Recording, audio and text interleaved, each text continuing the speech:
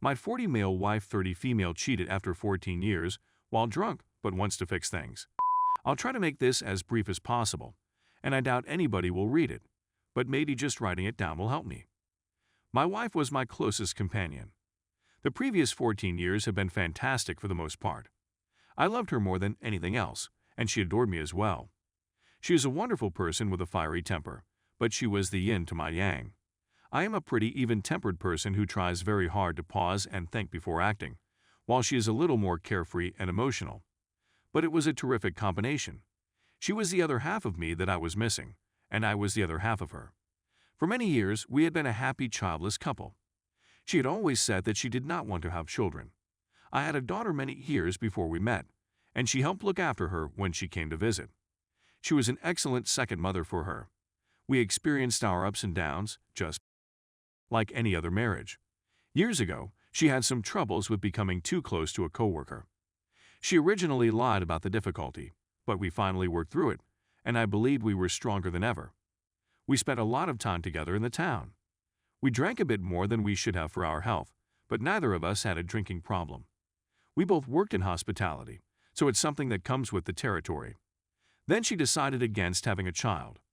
Maybe it was the fact that she hit 30 and baby fever set in, or maybe it was watching her sisters so happy with their children that swayed her opinion.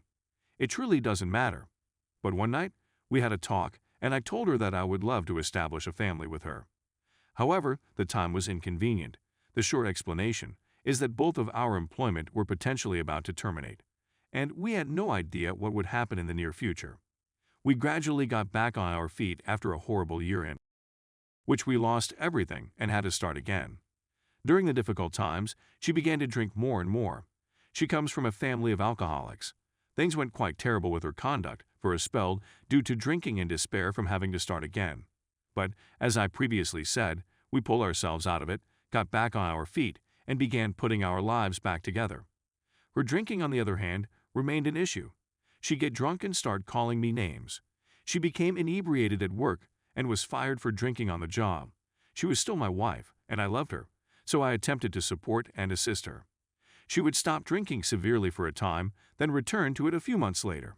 When she was sober, she was always apologetic, and most of the time she was still fine, but once a month or so she would get intoxicated and tell me she hates me and is leaving me for a genuine guy who would have a family with her.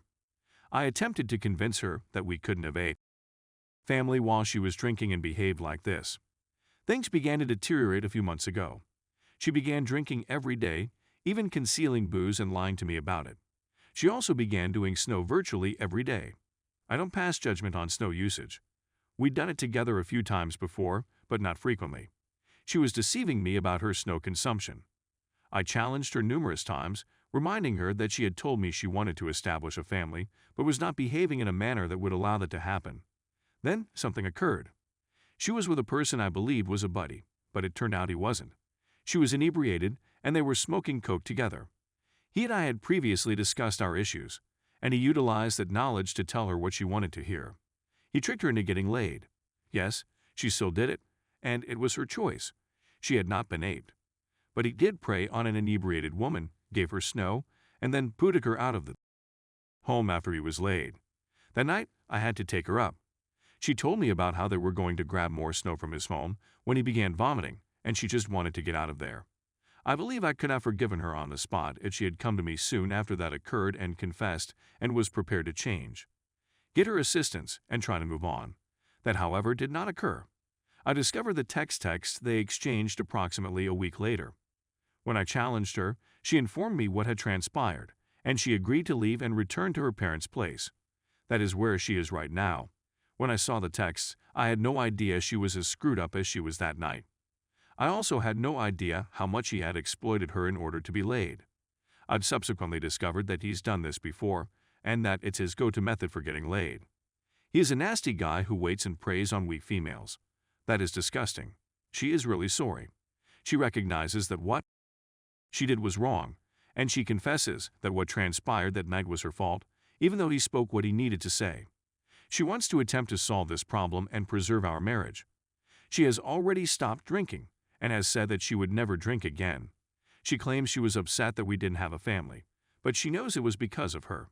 She has said that this was the rock bottom she needed to reach in order to repair herself and return to the person she once was. I'm at a loss on what to do next.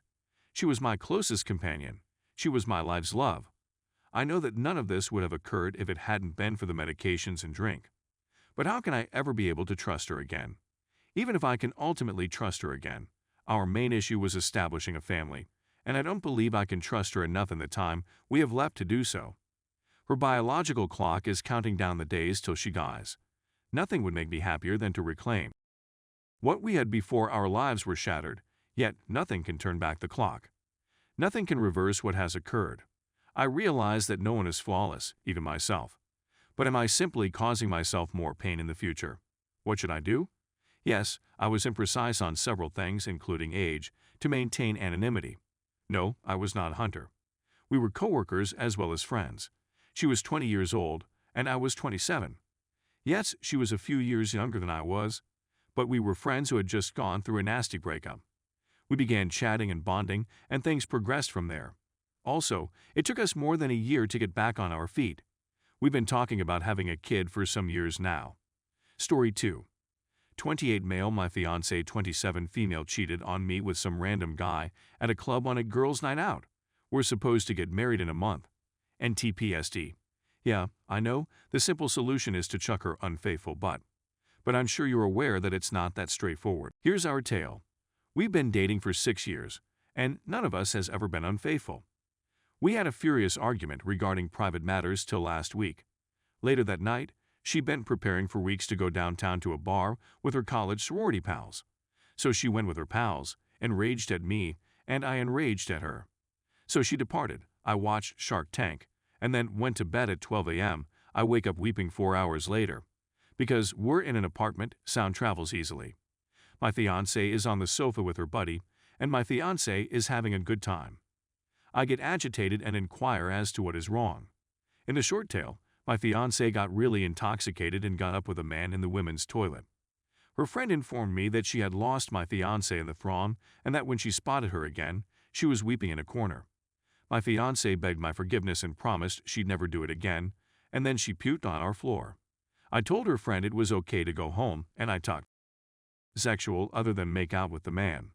And for those who believe the debate isn't a big problem, I thought it doesn't matter since it's anonymous. She's been a smoker since I met her, and I've been trying to get her to quit for the last year for the benefit of herself and our potential family. It doesn't justify what she did, but it's clear it's not a light issue. But what I don't get is why she couldn't talk to me about it for a week, despite the fact that it was such a mild intimacy as simply kissing. I'm not sure whether I believe it or not. I'm going to ask her buddies what they think. My fiancé claims it was just a few minutes before she recognized what she was doing and promptly stopped. I believe I will be able to forgive her, but I will never forget. I'm still not sure what to say to the family, but at least I'm aware of the facts. Thank you everybody for your assistance. I'll keep you updated. Edit 2. I just got off the phone with some pals with whom she went to the club. My fiancé into bed, where she promptly passed asleep. I couldn't sleep since I was in shock and didn't know what to think. It's been a week and we still haven't spoken about it. I'm at a loss on what to do. I'm so in love with this girl that I don't believe I'll ever be with anybody else. She's been in my life for years, and she's always been there for me despite my never-ending challenges with academics and athletics. I'm at a loss for what to do. I've been feeling ill for the last several days, but I'm not sure whether it's due to illness or stress. I haven't informed my parents since they love my fiancé, and I don't want to upset their happiness. What am I supposed to do? Edit. I apologize for the misunderstanding. I used the phrase up, presuming she had sex with the individual, but I didn't know what she did since I never inquired until last night. We chatted, and despite the fact that she was sobbing the whole time, she said that she had never had sex and had never done anything. This is what occurred. They had all ordered drinks and were waiting and chatting at the bar on the side of the club. My fiancé was unhappy and seemed to be minding her own thing, ordering drink after drink. They let her do anything she pleased for a while. According to one of her companions, a man no older than 30 was purchasing drinks next to her and establishing eye contact with her. Her buddies were unconcerned, and when she turned around, the guy started ordering her drinks, despite the fact that she was already quite inebriated. They were conversing when my fiancé's buddy approached her and asked if she was okay, to which she replied that she was fine. According to my acquaintance, the man didn't look at her and instead glanced away, and he seemed shady. The companion returned to chat to others, and when she returned to seek for my fiancé, she was gone. She and her friends had been searching for her for about 10-20 minutes when they saw her in a corner weeping and went. They asked what was wrong. She kept screaming, "He's going to hate me. Everything is destroyed. I'm so sorry." So that's the whole tale, I suppose. Maybe it's true, maybe it's not. I'm still considering what to do, but one thing is certain. She won't see me at a church for many years, if ever. I'll keep you up to date. Last edit. I've made my decision. I'm going to keep dating her for a while and see how things go. She consented to take the polygraph test. If it was simply kissing, I'd remain with her but not marry her.